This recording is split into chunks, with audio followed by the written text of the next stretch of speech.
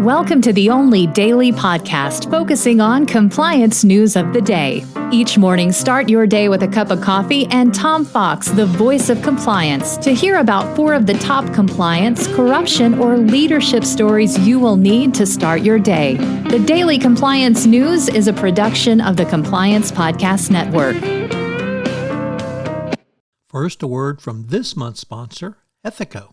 If you're a compliance officer, middle managers are crucial in getting your programs from you to your frontline employees. But how do we activate those managers and get them on our side? Ethico's new Middle Manager Toolkit equips you with the skills needed to empower your managers, to promote a culture where ethical behavior thrives and employees feel empowered to speak up. Learn how to turn frontline managers into ethical leaders with our new white paper, Empowering Middle Managers as Ethics Champions. And did I mention you can get the whole toolkit for free? Head to ethico.com to download the full toolkit today. Also, if you are looking for something new and different for the upcoming Compliance Week celebration in November, check out The Compliance Kids. It's my 3-book children's series on compliance and compliance professionals for children. But they make great gifts and great training tools for your employees. You can check it out on Amazon.com. We've linked to it in the show notes. The Daily Compliance News for September 25, 2024, the $11 billion forfeiture edition. We begin with that story from the New York Times that Carolyn Ellison, the former top advisor to Sam Bankman-Fried, was sentenced today to 2 years in prison for her role in the crypto exchange fraud. He also required her to forfeit some $11 billion in ill-gotten gain for this, for her actions. The prosecution had recommended a lighter sentence, but the judge felt that he could not give her a get-out-of-jail card free, even though her cooperation had been substantial. Next up from the Financial Times, a story about the Wagner Group, who unwittingly used JPMorgan Chase and HSBC to process payments for companies in Africa controlled by the deceased Russian warlord. Documents leaked showed that a Sudanese company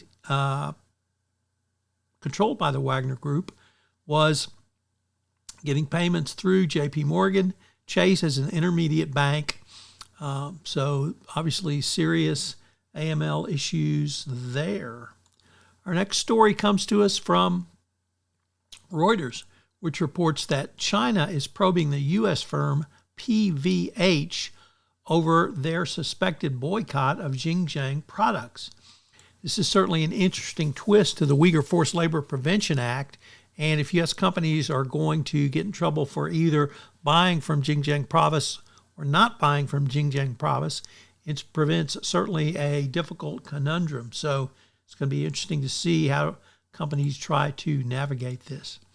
And our final story also comes to us from Reuters, which reports that a federal judge has allowed shareholders of Wells Fargo that experienced, obviously, yet another corporate trauma to bring claims against the board for failures in allowing this to happen. This is a Caremark claim, and we rarely get Caremark claims in federal court because almost all claims against boards of directors for companies domiciled in Delaware are brought in Delaware.